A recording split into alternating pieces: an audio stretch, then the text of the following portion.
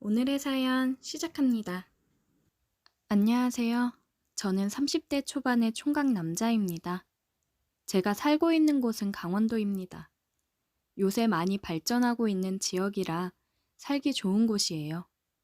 저희 부모님은 제가 어릴 때부터 한 집에서 쭉 사셨는데 앞집 아저씨랑 의형제 맺으며 굉장히 친하게 지내셨습니다. 가족 모두가 가깝게 지냈는데 옆집은 아들은 없고 딸만 셋이 있는 딸부잣집이었습니다. 아들을 원했던 옆집 아저씨는 저만 보면 사이 삼고 싶다면서 아저씨네 딸 셋 중에 아무나 하나 골라서 장가오라는 농담을 자주 하셨어요. 그 집 딸들 3명 모두 미모가 출중해서 동네에서 이쁘기로 소문이 자자했고 옛날부터 동네 남학생들 모두 구경하러 오기도 했습니다. 저야 어릴 적부터 친하게 지냈으니 친구처럼 오빠처럼 지냈는데 성인이 되고 나서 저는 회사 근처로 방을 얻어 독립하고 그 뒤로부터는 자주 만난 적이 없습니다. 여자친구도 없어 취업하고 휴가를 같이 갈 사람도 없고 그냥 가족들이랑 근처 계곡에나 놀러 가자고 전화를 했고 엄마는 안 그래도 날이 더워서 계곡에 발 담그고 백숙이나 먹으면 좋겠다 싶었는데 잘 됐다며 옆집 가족들이랑 같이 가면 되겠다고 좋아하셨어요. 옆집 세 자매 중에 첫째는 올해로 나이가 29인데 작년에 시집가서 다른 지역에 살고 있고 26살 둘째랑 22살 막내는 아직 집에 그대로 살고 있더라고요. 저는 계곡에 놀러 가는 걸 굉장히 좋아합니다. 시원한 물에 발 담그는 것도 좋고 계곡에서 먹는 삼겹살이나 백숙이 진짜 기가 막히게 좋았고 특히나 막걸리 한 잔 마시고 시원한 나무 그늘 평상에 누워서 낮잠 한숨 자고 일어나면 하와이도 부럽지 않은 휴가를 보낼 수 있었습니다. 그래서 간만에 가는 계곡이 더 기다려져서 계곡 놀러 가기로 한 주말만 손꼽으며 기다렸어요. 요즘 젊은 아가씨들은 해외여행이나 워터파크를 좋아하지 계곡 놀러 가는 건 별로 관심이 없더라고요. 그래서 옆집 동생들도 안 올 줄 알았어요. 우리 부모님들이랑 아저씨 아줌마만 올 줄 알고 편하게 입고 부모님 댁으로 향했는데 그 집 딸 둘도 간다고 하더라고요. 그런 줄 알았으면 오랜만에 보는 건데 옷도 좀 더 괜찮은 걸 입고 오는 건데 괜히 민망했습니다. 차는 앞집 아저씨 차에 우리 부모님이 함께 타고 제 차에 그 집 딸들과 함께 타고 이동했어요. 제가 집을 나가서 산 뒤로부터 몇 년 동안 얼굴을 잘 보지 못해서 조금 어색하긴 했지만 어떻게든 대화를 이어나가고 있었습니다. 애들이 제가 못 보던 사이에 많이 이뻐졌더라고요. 옛날에는 그냥 마냥 귀여운 동생 같은 느낌이었는데 이제 둘째는 다 커서 시집가도 될 만큼 매력적이었고 막내는 아직 예전 느낌 그대로긴 한데 얼굴은 둘째가 더 분위기 있고 예뻤고 몸매는 막내가 더 볼륨이 있더라고요. 떡 줄 사람은 생각도 안 하는데 괜히 저 혼자서 둘째와 셋째 중에 누구를 선택해야 하는 건지 쓸데없는 고민을 하다가 계곡에 도착했습니다. 너무 더운 날이어서 도착하자마자 바로 차 트렁크에서 튜브를 꺼내 바로 물에 들어갔고 양쪽 부모님들은 자리를 잡고 술을 드시기 시작했어요. 혼자서 계곡물 위에 둥둥 떠다니며 시원하게 휴가를 만끽하고 있었는데 갑자기 막내가 오더니 자기도 튜브 타고 싶다고 같이 타자고 하더라고요. 그래서 아무 생각 없이 그러라고 했더니 제 튜브 안으로 들어왔습니다. 저는 같이 타자길래 그냥 자기도 튜브 하나를 가져와서 같이 놀자는 건 줄 알았는데 제 튜브를 둘이서 타고 싶다는 말인 줄은 몰랐어요. 대형 튜브로 커서 둘이 들어가도 넉넉하긴 했지만 튜브 안에서 서로 밀착하다 보니 괜히 민망했습니다. 얘는 이 사실을 아는 건지 모르는 건지 재밌다고 신이 났고 저 혼자만 얼굴이 빨개지고 엉거주춤한 자세로 있게 되더라고요.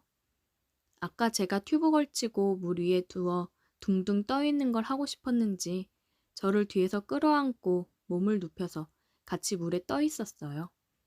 얘는 재밌다고 좋아했지만 저는 등 뒤에 닿는 느낌 때문에 도저히 진정하고 있을 수가 없었습니다. 한참 그렇게 놀고 있었는데 둘째가 저희들에게 와서 음식 다 됐으니까 밥 먹으라고 하는 바람에 튜브 놀이는 그만하고 밥 먹으러 올라갔어요. 도토리묵도 먹고 백숙도 아주 맛있게 잘 먹었습니다. 어른들은 이미 막걸리를 얼마나 마셨는지 아주 거하게 취해 계셨습니다.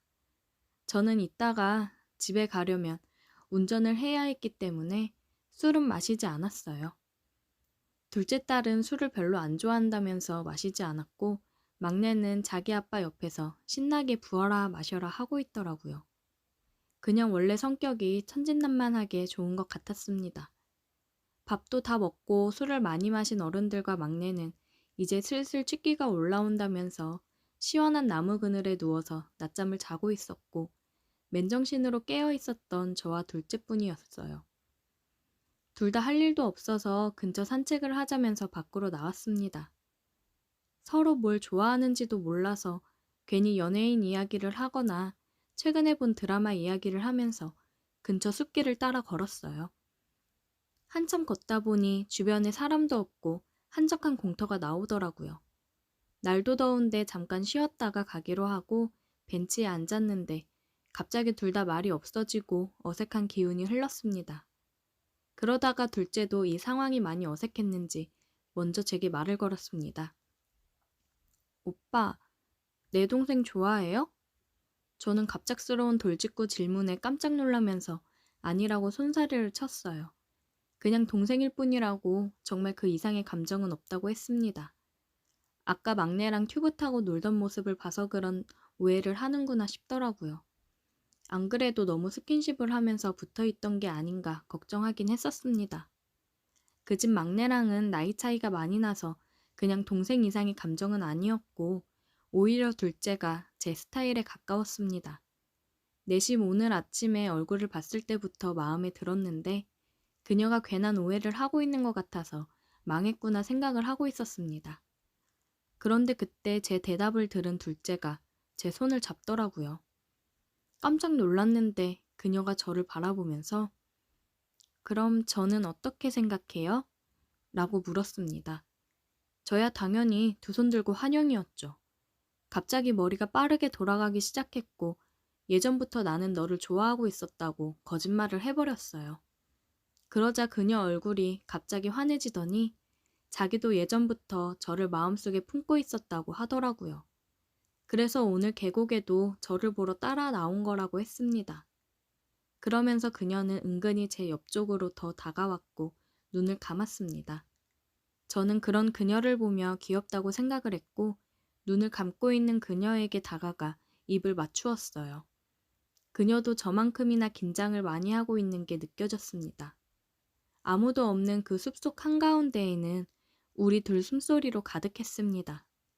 제가 그녀를 알고 지낸 지도 어릴 때부터 10년도 더 넘었는데 그동안 저는 그녀와 제가 이런 사이로 발전할 거라고 전혀 상상하지도 못했습니다. 워낙 예쁘고 인기도 많아서 다른 잘생기고 능력 있는 남자를 만날 거라고 생각했었지. 그녀가 마음속으로 품어온 사람이 저라는 것을 알았을 때는 진짜 하늘을 날아갈 것처럼 기뻤습니다. 입맞춤이 끝나고 서로를 바라보는데 조금은 민망하더라고요. 그녀도 기세 좋게 제게 고백을 했지만 막상 입을 맞추고 나니 부끄러운지 제 눈을 제대로 마주치지 못했어요. 돌아오는 길에 우리 둘은 말은 없었지만 서로의 손을 꼭 잡고 걷고 있었습니다. 시간도 어느 정도 흐르고 부모님들 술도 깨는 바람에 집으로 다시 돌아왔어요. 다들 술을 마셔서 저는 저희 부모님과 그녀는 그녀의 가족들을 태우고 집으로 갔습니다. 그리고 주고받은 연락처로 연락을 주고받았고 연인으로 발전을 했어요. 저는 그 뒤로 자주 가지 않았던 본가에 자주 드나들고 있습니다. 가끔 그녀도 제가 있는 자취방에 놀러 오고는 합니다. 요즘 그녀와 함께 너무 행복한 하루하루를 보내고 있네요. 오늘의 사연 여기까지입니다. 오늘도 들어주셔서 감사해요. 구독, 좋아요, 알림 설정 부탁드려요.